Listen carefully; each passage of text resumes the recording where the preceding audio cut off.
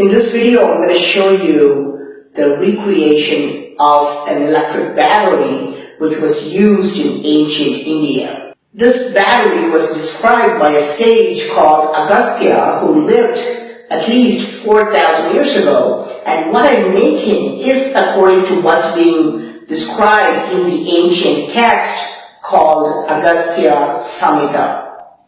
This text talks about using an earthen pot as a container and uses two types of metals, copper and zinc. Here I have copper and here I have zinc.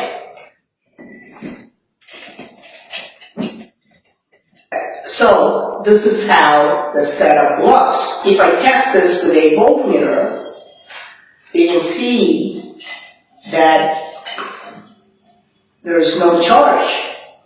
The text mentions that I should add sawdust into the container.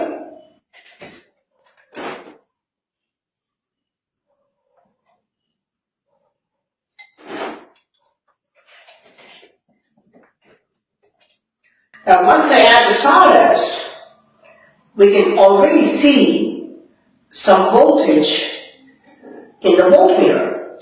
This is because the sawdust gets between these two plates and makes sure that these plates don't touch each other or, create a short circuit.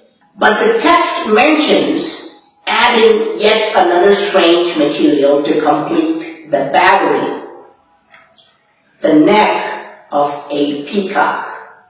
In the ancient Sanskrit text, this material is mentioned as Shikigriva, which means the neck of a peacock. Many secret cults exist even today, and these people are trying to recreate the battery using the actual neck of the peacock. But this is a mistake because all ancient texts, especially those related to alchemy, use code words to confuse the public. Even Isaac Newton mentions using green lion, and experts are trying to figure out what he actually meant.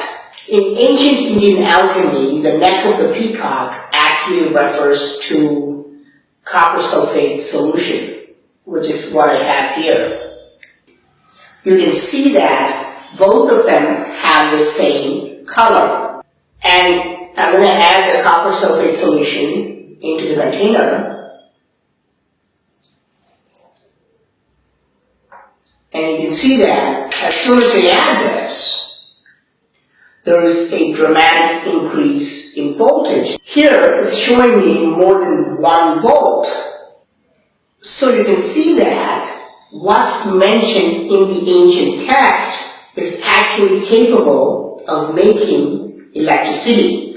Remember, we read in history books that the electric battery was created just 200 years ago by a man called Alessandro Volta. But sage Agastya created this battery at least 4,000 years ago. But what's really strange is that Alessandro Volta uses pretty much the same materials for creating the quote-unquote very first battery. He uses copper, zinc, and instead of using copper sulfate, he uses sulfuric acid.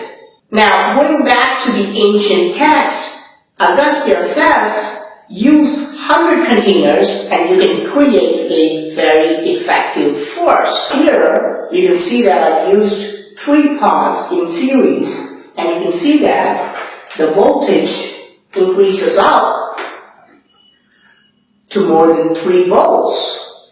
Now, if I connect a small LED bulb, let's see if it works. There you go. You see, the small LED bulb actually glows with just 3 of these pots. This is a very interesting point that the ancient text mentions using multiple cells in series to increase the voltage.